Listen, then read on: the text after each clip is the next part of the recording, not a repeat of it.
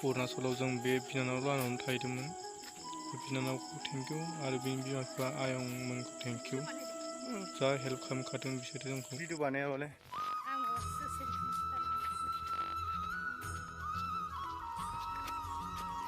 बेनो अरुणाचल जायगाया नाथाय आसाम बायदिसो नायलाय रायजोखौ आसामखौनो सेयै सेयै मानोबा अरुणाचलनि मानसिफोरा लाजोब्बाय। मेपाव नायोब्ला आसाम गोलैयो नाथाय जायगायाव फैयोबोला रमिं नाहां रमिं खारहां बेबायदि नुयो आरोना।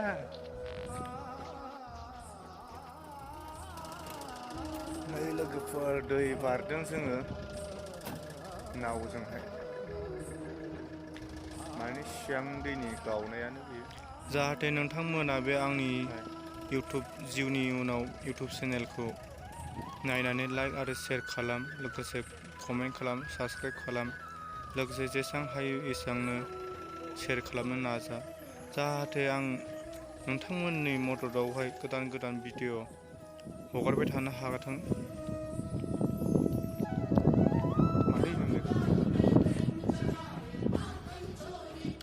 सिगांजों नांजाबनाय खारांथामा दै बे दैयाव जों दंफैयो लोगोफोर।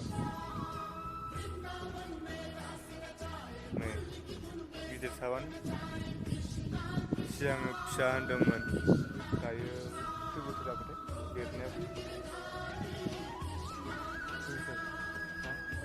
बोसोरनै जाबाय दै देरनाया। नोंथांमोनाबो बेरायफैनो हागोन बेवहाय माने अरुणाचलानो गोलैयो नाथाय नायोब्ला मेपाव नायोब्ला आसाम नाथाय अरुणाचलाव गोबां नागारनानै दोनदों।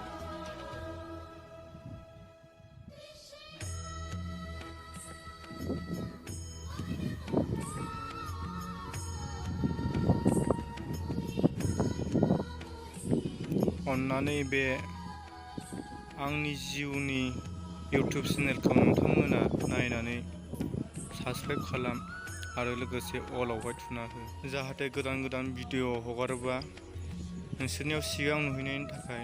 लोगोफोर दायो नै जोङो बट गाखोनानै थांगासिनो नावआवहाय दैयाव दङ जों दायो। नोंथांमोना नुनो मोनगोन गासिबो।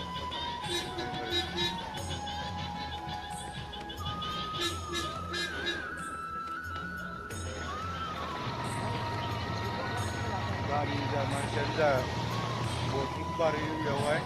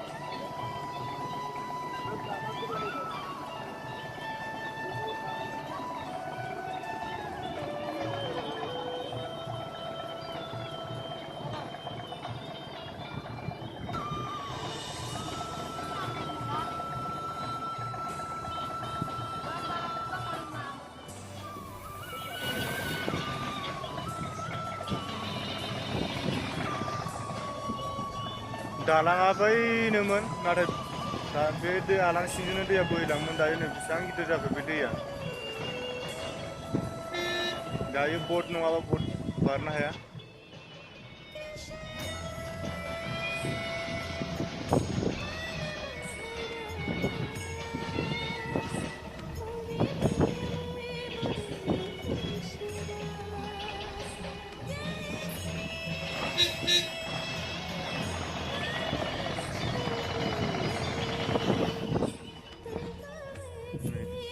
गारि बहननो नागिरदों।